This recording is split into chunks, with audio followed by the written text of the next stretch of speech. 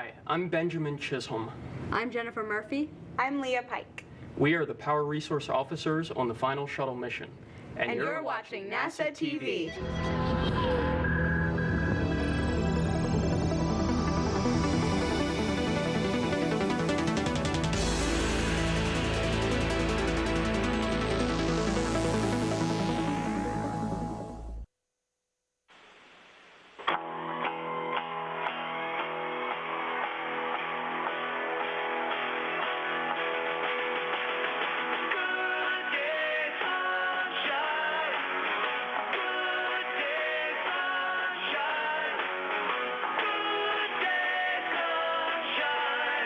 Take a walk, the sun is shining down.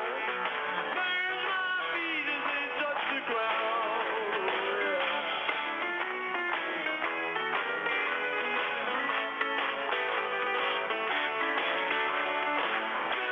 Good day, sunshine. Good day, sunshine. Good day, sunshine. Good day, sunshine. Good day, sunshine. Good day, sunshine.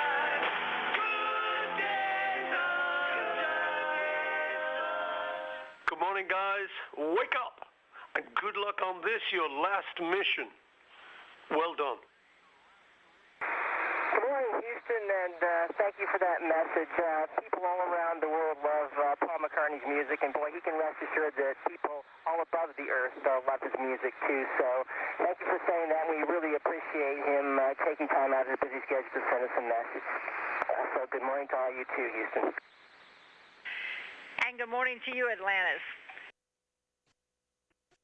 Atlantis ISS, this is Houston. Are you ready for the event? We're ready for the event. Atlantis ISS, please stand by for the White House. Hi, please hold for the President. Hello? Hello, this is the International Space Station. Well, this is President Obama. Who am I talking to? Hello, Mr. President. You're talking to the Increment 28 crew and the crew of the Space Shuttle Atlantis. Oh, that's funny, see, because I was just dialing out for pizza, and I didn't expect to end up in space. Well, yes, sir. It's really an honor and a privilege that you took some time out of your busy day to meet with us. Well, listen, it is wonderful to talk to you, and I appreciate you guys taking out the time from your mission. I always want to just let everybody know how personally proud I am of you and the amazing feats you guys are accomplishing in space. And I was here in the Oval Office watching you guys take off last Friday. We're all watching as the 10 of you work together as a team to conduct spacewalks and manage experiments and do all the things that are necessary to keep the space station humming. Your example, I think, means so much, not just to your fellow Americans, but also to your fellow citizens on Earth. And the space program has always embodied our sense of adventure and exploration and courage as you guys work in a really harsh environment. And I know that there have been thousands who've poured their hearts and souls into America's space shuttle program over the last 3 decades that are following this journey with special interest. And to them and all the men and women of NASA, I want to say thank you. You helped our country lead the space age, and you continue to inspire us. And Captain Ferguson, I realize that you're a veteran of previous flights, but it must be pretty special to be the commander on the last flight of the historic shuttle program. Oh, absolutely, Mr. President. And just let me say, on behalf of all of the international partners aboard the International Space Station right now, we're all just absolutely honored and privileged to represent our home countries in this multinational effort. And to answer your question, sir, yes, it is an extreme pleasure to be just a part of this fine crew of 4 who will represent our country on the final space shuttle mission, scheduled for an undocking here in just a few days and a landing at Kennedy Space Center in a little less than a week. Well, I understand that you guys are also doing some pretty important mission work up there. I understand there's something about an innovative robotic refueling mission demonstration.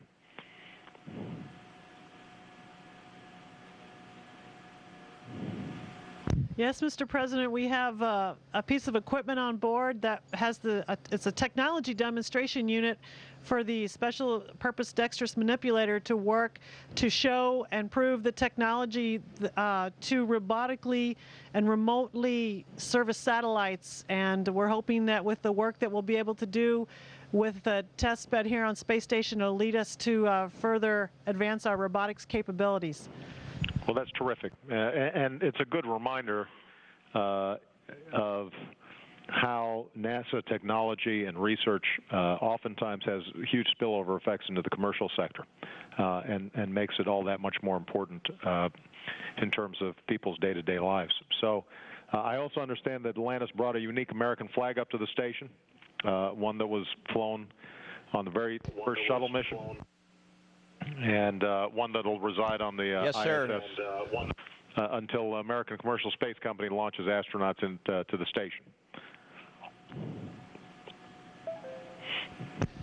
Yes, Mr. President, we brought a flag that was flown on STS-1, and as a part of a special presentation, a little ceremony we're going to have before we undock from the International Space Station, we'll present that to the space station crew, and it'll hopefully maintain a position of honor until the next vehicle launched from U.S. soil brings U.S. astronauts up to dock with the space station. And I understand it's going to be sort of like a capture the flag moment here for commercial space flight. So good luck to whoever grabs that flag.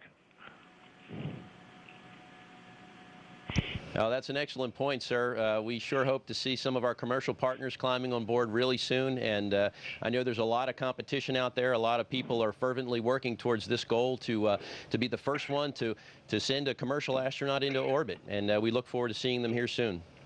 I also understand today marks an anniversary of sorts for us and our Russian colleagues.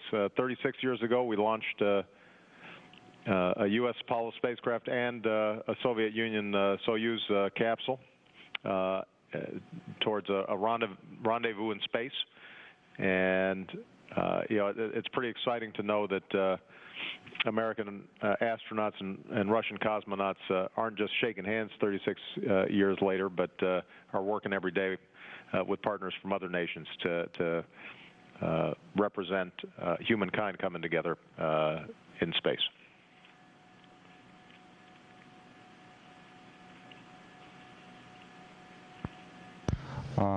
Yeah, Mr. President, and our crew is really international. Right now, here is representatives of 3 agencies, NASA, Roscosmos, and JAXA, and we're working as one family, actually, not as a crew. We are more than just part of or representatives of each country. We are one big family, and now those guys who appeared almost a week ago shared with us our brilliant International Space Station.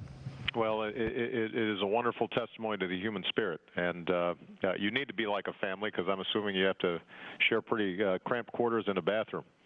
So, you know, my wife and my daughters are always crowding me out. So, hopefully, you guys have a more organized arrangement than we do. Oh, absolutely, Mr. President. We actually have 3 bathrooms on board, and we have a gym. We have several bedrooms. It's probably one of the more spacious homes that there is outside of planet Earth. Well, well, look. While this mission marks the final flight of the space shuttle program, it also ushers in an exciting new era to push the frontiers of space exploration and human space flight. You guys will continue to operate, or crew members like you will continue to operate the ISS in coming years and seek to use it to advance scientific research and technology development. I've tasked NASA with an ambitious new mission to develop the systems and kinds of space technologies that are going to be necessary to conduct exploration beyond Earth and ultimately sending humans to Mars, which is obviously no small feat, but I know we're going to be up to the task. So I just want to say how proud I am of all of you. Congratulations to NASA, to all our international partners, and all of the personnel, past and present, who've spent countless hours and untold effort in making the Space Shuttle and the International Space Station a unique part of our history. So accept my gratitude on this tremendous accomplishment, and Godspeed as you guys return home next week.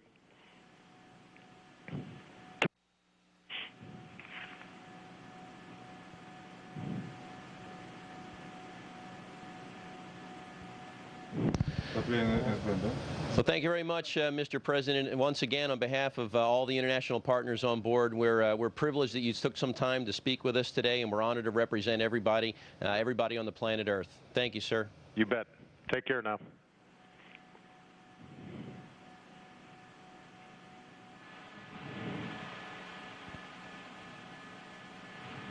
Thank you, Mr. President. That was a close call. Atlantis ISS, we are now resuming operational audio communications. Morning, Atlantis crew. This is CBS News Radio at Kennedy Space Center. How do you hear us? At Kennedy Space Center. How do you hear us? We have you loud and clear at the Kennedy Space Center. Well, good morning, Commander Chris Ferguson, pilot Marine Colonel Doug Hurley. It's Peter King and Bill Harwood at KSC, and Bill's got our first question. Well, it's just an obvious question right off the bat, guys. First of all, great to see you again.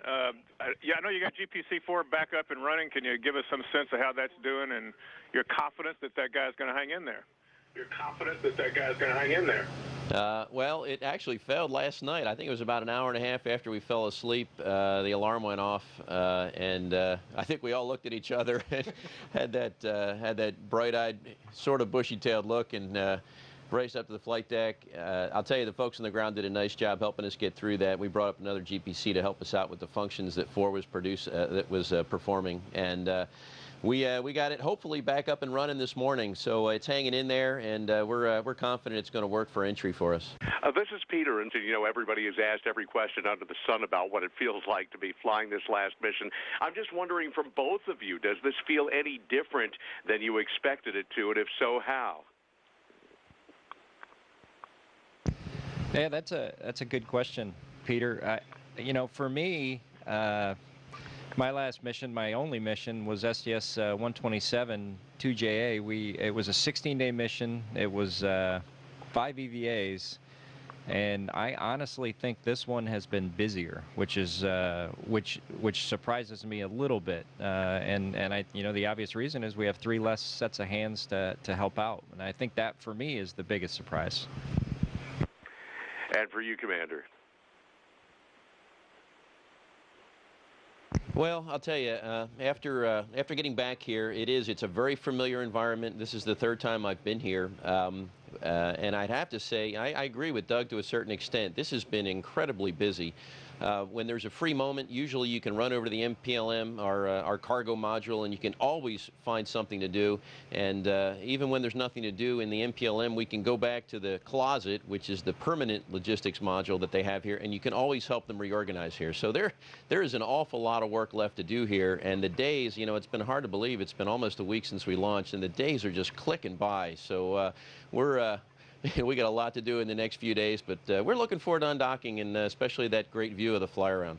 Commander, it's Bill Harwood again. You just brought a point up to me.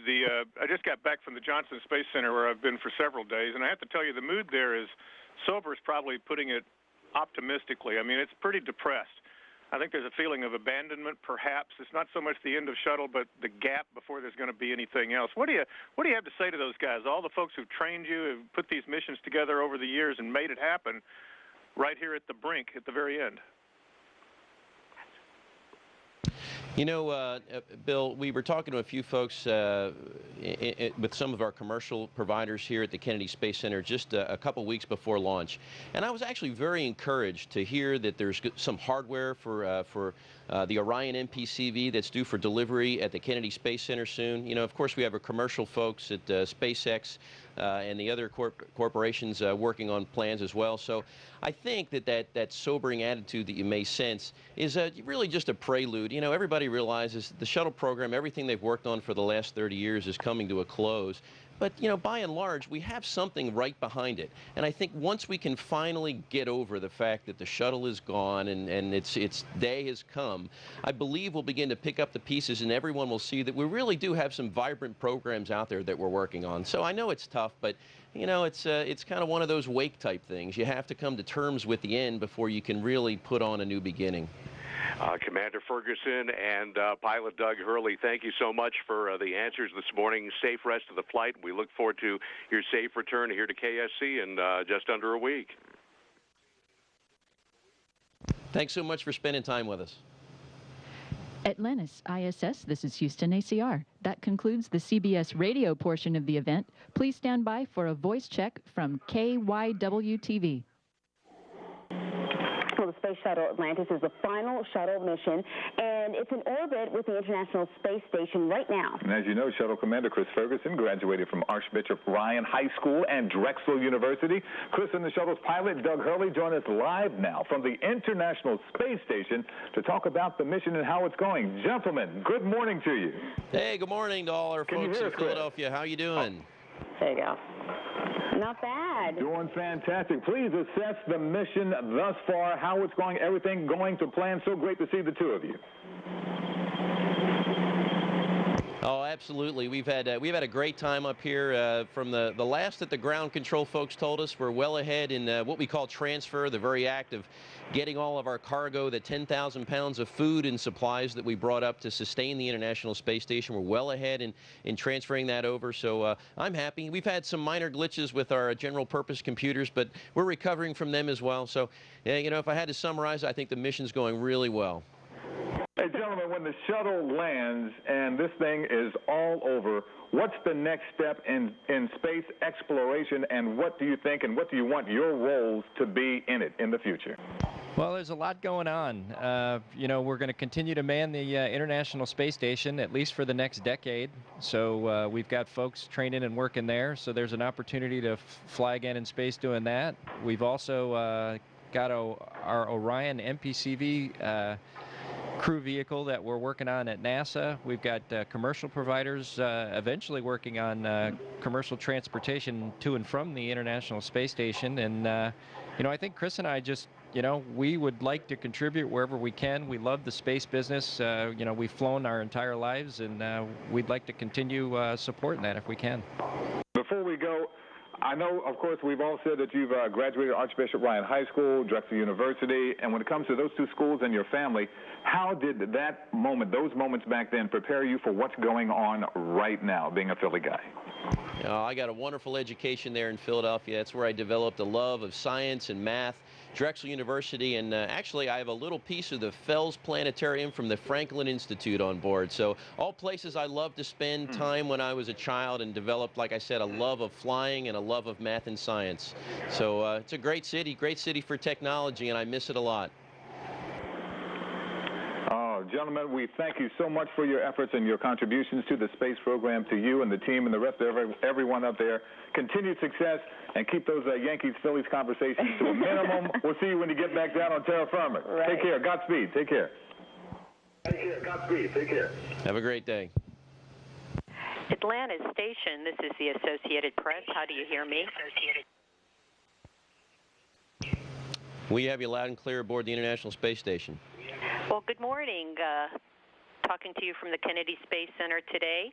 My first question for you, Commander, I'm wondering how unsettling was it to be awakened by the alarms last night, and how worried are you about the general state of the computers, considering this is the second such failure?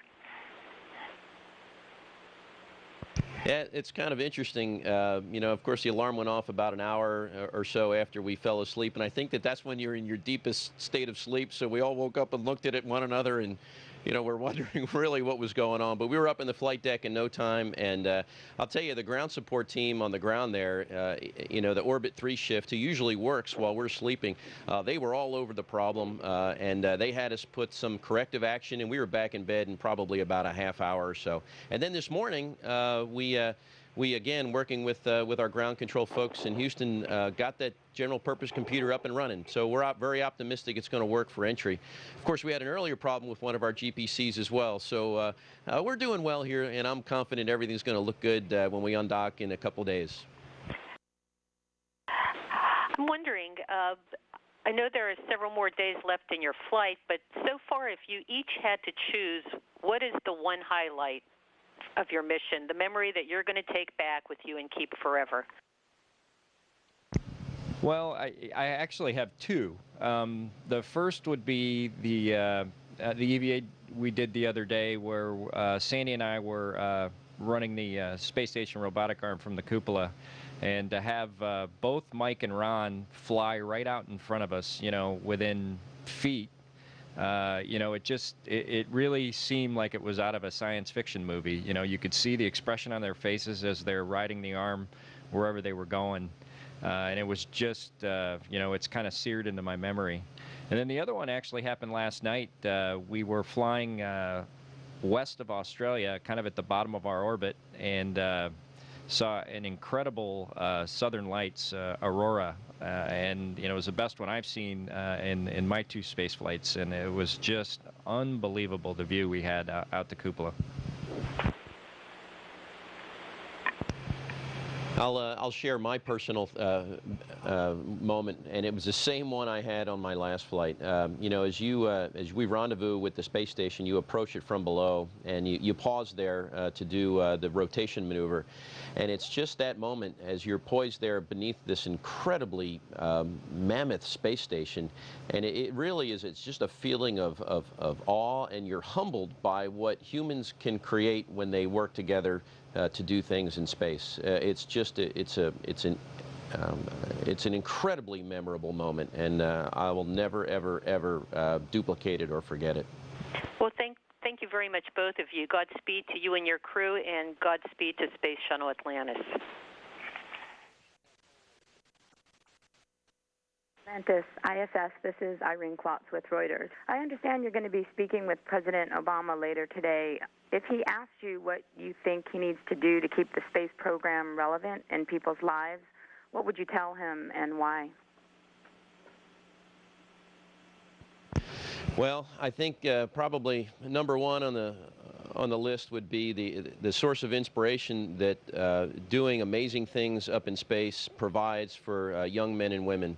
I became involved in the space program because I remember watching Neil Armstrong walk on the moon in 1969, and it was just through following the Apollo program and the Gemini program that I developed just a keen interest in science and math and flight.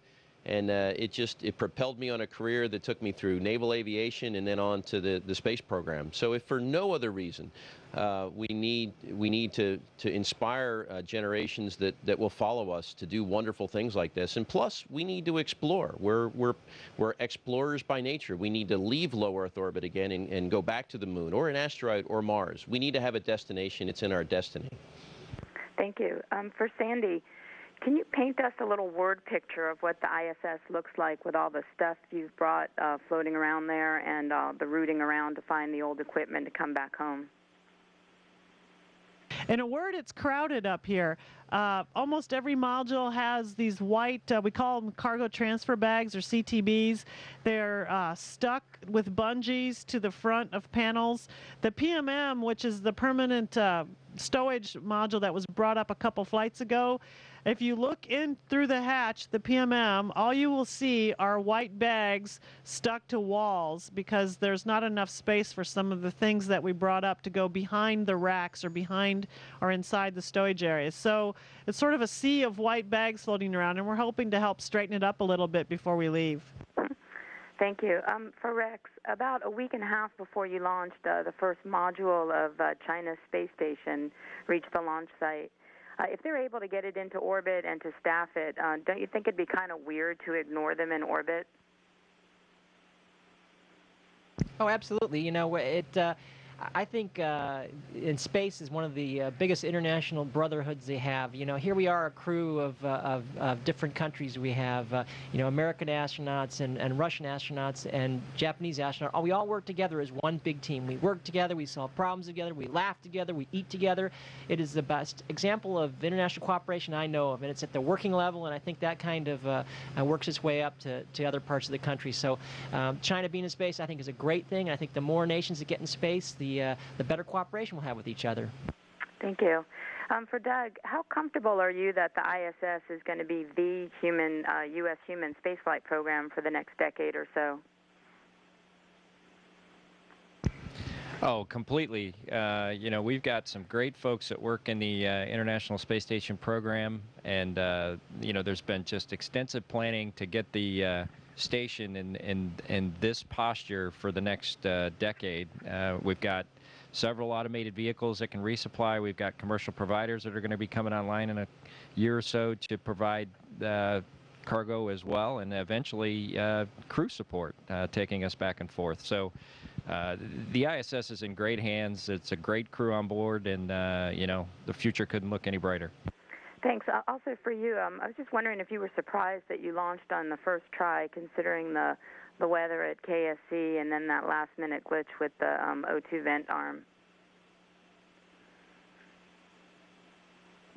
Yeah, I had thought I had brought my 127 Karma along with me there for a few, you know, when we walked out and, you know, while we were strapping in, and we were getting updates while we were laying on our backs, and then we got the go, and then the next thing happened at 31 seconds, so I was thinking, oh no. But it just worked out so good. We couldn't be happier. It was great for our family, our friends, and all the guests, and then the, I guess, close to 1 million people that were watching us. So it's always great to launch on the first try, and I'm glad to finally be able to say I did that. Hello, Johnson Space Center. We have you loud and clear on the International Space Station.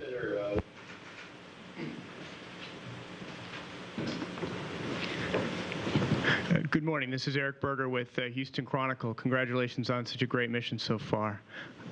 There's been a lot of talk about last during this flight, and I want to ask about a first. Specifically, do any of the crew members of Atlantis plan to stick around with NASA to fly on the MPCV, or is that something that is a bit too far in the future? Thank you. Well, I think if you asked any one of us, we would love a shot at flying another vehicle. So definitely, you know, and we've got opportunities prior to that. You know, we've got multiple flights to the International Space Station. You know, we're going to crew this beautiful complex for the next 10 years plus. So there's plenty of opportunities to fly, and I don't see any reason why not stay and see what happens. It's a real bright future. Good morning, Ted Oberg from Channel 13 here in Houston. Great to talk with you guys. I'm curious, what have you done in your downtime on this mission to make sure that you capture some of these last moments? What things have you made sure you saw out the windows or done with the shuttle? Tell us a little bit about how you've spent your downtime. Well, for me, I had a chance to look out the cupola, which is a great window, and we can see the aurora australis, the southern lights. We all kind of crowded around and got to see that, and just savoring every minute of floating in space. And then once in a while, when you're on Atlantis, when at the end of the day, you kind of look around the middeck and think of all the guys and women who were there before you and who had a part in the space program, and you think, wow, this is the last flight. So it does cross your mind once in a while. Good morning. This is John Donlan with Fox 26 here in Houston also, and I'm passing along a question from one of our viewers. She wants to know, what will the astronauts be able to take from the last trip, and will you have a job when you get back on Earth? Oh, absolutely. You know, Johnson Space Center, although we're reaching the end of the space shuttle program, is still a vibrant place to work. There'll be a transitional period here as we hand over a lot of the responsibilities for going to low Earth orbit to our commercial providers. But this is an opportunity for us to look beyond low Earth orbit and perhaps back to the moon or to an asteroid where we'd like to travel to soon. So there'll be plenty of work in the Houston area. Gina Sinceri, ABC News for Mike Fossum. Mike, We thought we heard you trying to whistle before your spacewalk on Tuesday. Tell me a little bit about that and why you couldn't whistle. And then when you're done, I'd like you to whistle a tune for me.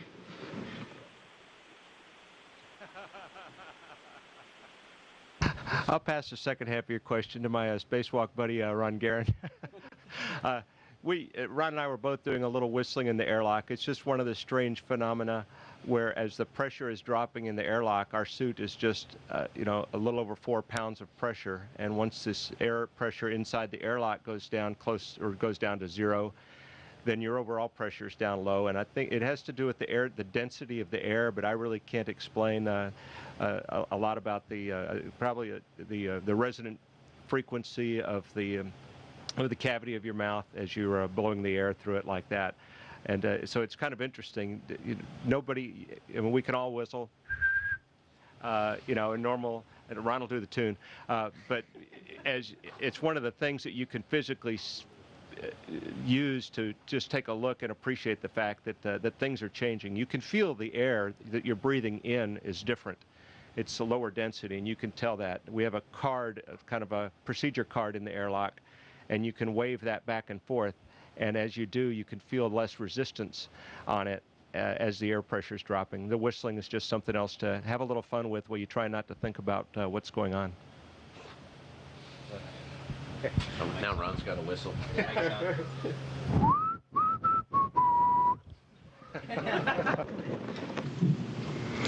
Atlantis ISS, this is Kennedy Space Center PAO. How do you hear me?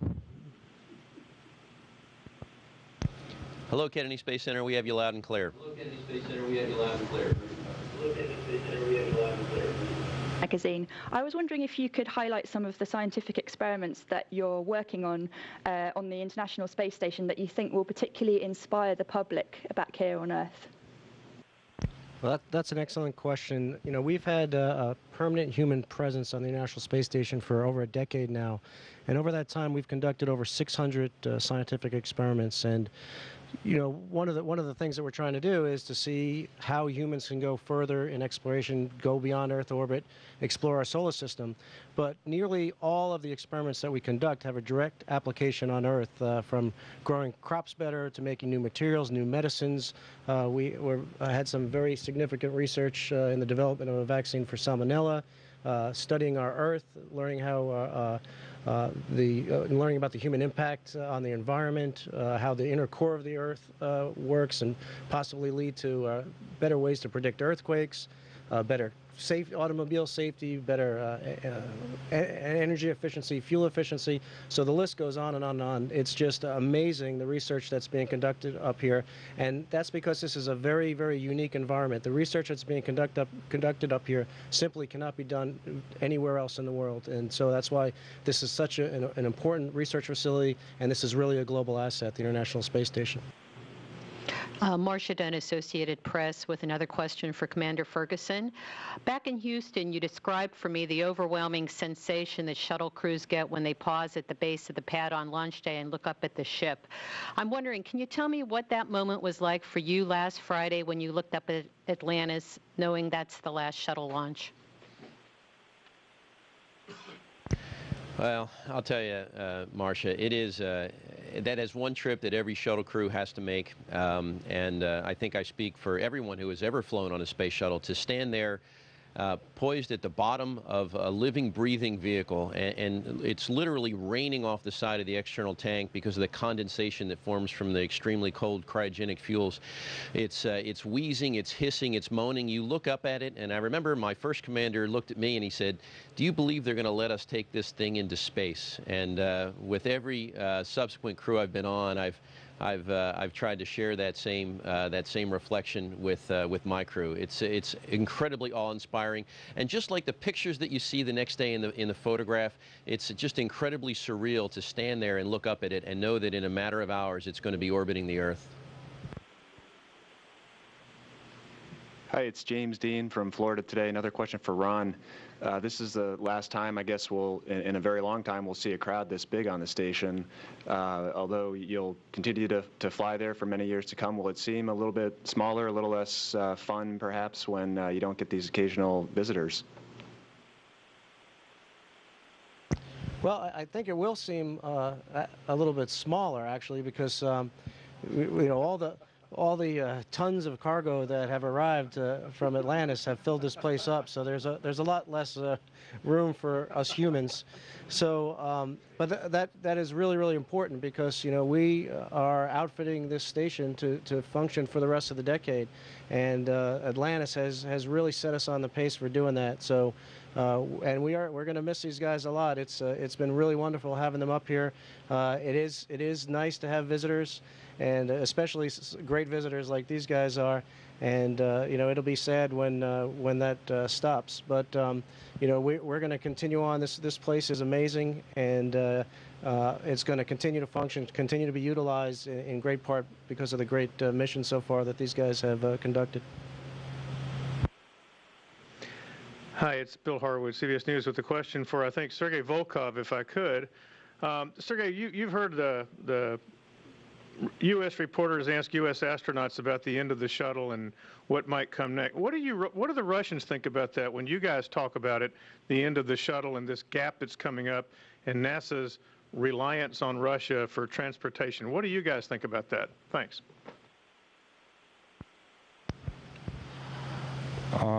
For us, it's also very sad that no more shuttles will appear on board the station, because thanks to this brilliant machine, we were able to build this station so big and ready to have 6-person crew. Of course, we would like to continue to fly with our friends, and Soyuz are ready to continue this exploration of space and low orbits. Atlantis ISS, this is NASA headquarters PAO. How do you read me? We have you loud and clear on the International Space Station. Hi, Suzanne Presto from VOA. Ron, can you tell us a bit more about your science activities on station, particularly any experiments you've been working on that will be coming back down on shuttle? Thank you. Well, that would take a long time to answer. We have been doing a lot of science on board, and as far as I know, I think I mean, there's a lot of human research where we're kind of the subjects, and there's a lot of that science that's going to go down on the shuttle. We also have some spiders on board right now that are being studied, and they are going down on the shuttle as well. But we've been conducting experiments, fluid experiments, protein crystal growth experiments, plant growth experiments, experiments with the human body and the function of the human body, looking at things like, you know, how to combat osteoporosis. So there's quite a bit of science going on board. Combustion science we've been doing as well. So we are at the beginning of full utilization of this amazing research facility. Atlantis ISS, this is Marshall Space Flight Center, PAO. How do you hear me? We have you loud and clear. Right. Go ahead. Hi, my name is Ricky Klaus from WHNT News 19, and I wanted to ask, much of the world was watching as you guys skyrocketed into space, excited, you know, loving to see you. What was going through your heads when that was happening?